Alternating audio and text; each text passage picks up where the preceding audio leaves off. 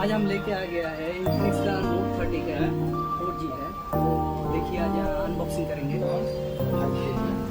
ये इसका 256 GB है, 16 GB रैम आएगा, 108 मेगापिक्सल कैमरा आएगा।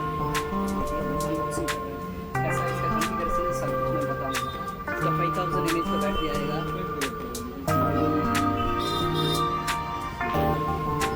डुअल स्पीकर आएगा इसके साथ, 45 वाट्स का चार्जर आएगा।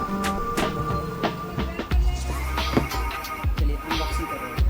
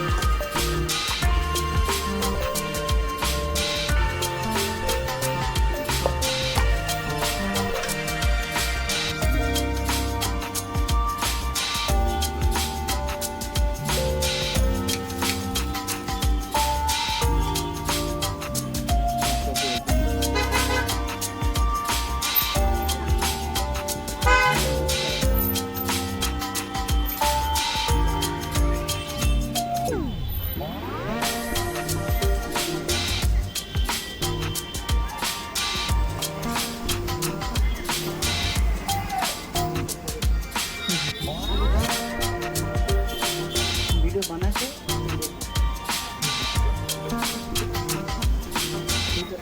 ऐसा करके ऐसा आ रहा है क्या?